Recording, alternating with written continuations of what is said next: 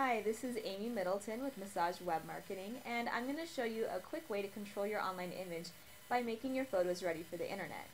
Today we'll cover cropping and resizing. Now, sending photos online can be a bit traumatic when you don't know how to edit them. Basically, by now, most people know that they can transfer pictures from their camera onto their computer, and they know how to do that, but they don't know what to do next. So if you find yourself sending pictures with apologies, like, I know you needed a picture of just me for my bio, but this is one with my dog. Can you crop it because I couldn't find a different one? Or, I know this isn't the right size. I hope you can still use it. If you find yourself in situations like that, then this training is for you. Because unfortunately, sending a picture that you don't want to send can cause anxiety. Because it's not the way you want to present yourself, yet you feel powerless to literally change your image. So let's dig into a free online tool that can save you from that anxiety.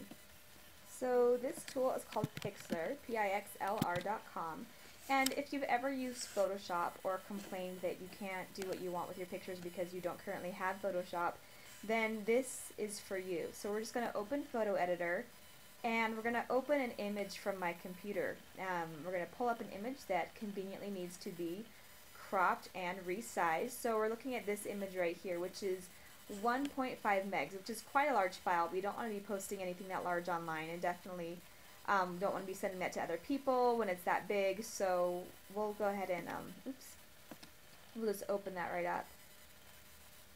Let's scoot the screen over a little more so you can see the toolbar here. What we're going to be doing is we're going to crop this photo using the cropping tool. The toolbar that we have in Pixlr is very similar to the Photoshop toolbar, and you can definitely spend a while geeking out on all of these different options that you have, but we are just going to focus on cropping right now. So what we want to do is just highlight the therapist in the foreground and her client receiving a chair massage. So by selecting the cropping tool, like I said up here, we are just going to start cropping. Now once we have our guidelines, we can just drag them just using the mouse to get it so it's exactly what we want. And then once we're happy with it, just hit enter. And there we go. So we have the file looking just like we want it. But if we look at the image size here, sorry about that, we see that it's still a large photo. We're looking at, this is zoomed out, so we're only looking at, it's 29% of the actual file size. And we're at 1500 pixels wide. Now, if you don't know what pixels are, it's going to be a little bit confusing to learn, so let's just say it's a unit of measurement for the most part. You can think of it like inches on a ruler. It's not exactly that, but for our purposes, we're not trying to program rendering software, we're just cropping a picture, so that's a fine analogy for right now. So 1500 is just excessively large for posting anything online, so what we want to do is resize our file. And there are a number of ways to do that. The first thing we're going to do is assume that we have an actual dimension, that someone's asked us to submit a file that's 300 by 300. So let's go back to the cropping tool, and under constraint up here at the top, we're going to change it from no restriction to output size. And so like we see that we're at 1500 for width, we're going to change that to 300, and we're also going to change the height to 300 to get our 300 by 300. Now I can include as much or as little detail as I want in the photo. If I wanted to crop it that large, I could. If I want to just zoom in on a particular feature, I could also do that. So if we just want to get their hands, I can just move the cropping tool over there, hit enter, and now we're zoomed out a little bit because we made this a lot smaller. So let's go down here to 100%, and here's our 300 by 300 picture.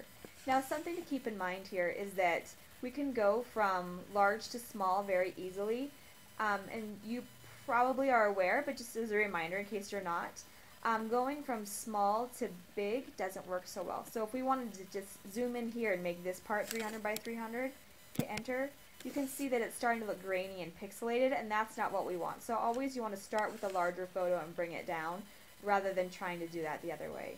So let's go ahead and just undo some of those changes there. Let's go back one more. Alright, let's zoom back out so we can look at our picture. Okay, so now we're back to our original cropped picture. Now let's say we're very happy with this picture, but we just want it to be sized appropriate for the internet. How do we do that if we don't know what size to do, because no one's asked us for a specific dimension? Well, I have created a quick little help for you. So let's look at this image size. And this is not hard science for how to know how to resize your pictures. Obviously, you've got a lot of leeway. You can do whatever you want. This is actually just based on what Google does for Blogspot, how they resize their images.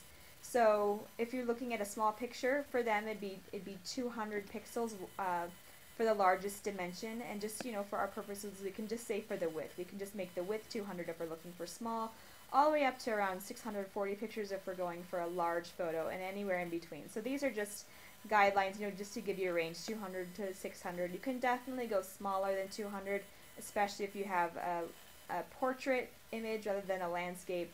But 600 is probably the biggest you want to go for the width, at least, for any sort of picture. So keeping that in mind, let's say we want to do a medium, so let's say 320. Hang on here. Let's pull up our image back. Okay, so we want to make this 320. Now, if we were to do what we did before with constraining the output, we could change this to 320. But how do we know how tall to make it? That's where we run into issues. And so we're not gonna use the cropping tool for this. We're gonna go up to image and change the image size. We're just gonna get everything captured here, just making it a different size for the web. So image size, and we're going to change the width to 320.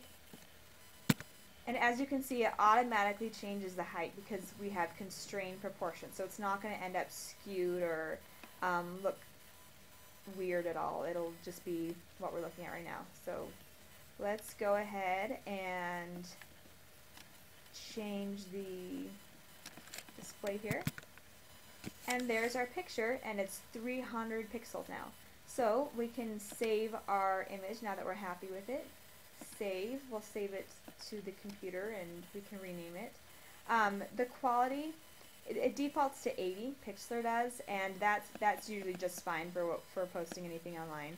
So let's save it to massage chair. Okay. And then, yes, we'll save it there. And then that's really it. So we've reviewed how to crop and resize, and please, spend some time going through this and getting a feel for how to crop and how to resize. It's pretty easy to do, and once you get the hang of it, you can do it a lot, and it'll really help you out. I hope these tips have been helpful. If you have any questions, go ahead and leave them in the comments below, and I'll try to answer your questions, or I can put together another video if there's more things that you need help with. So just please let me know. Thanks for watching, and check out massagewebmarketing.com for additional tips and helps. Thanks. Bye.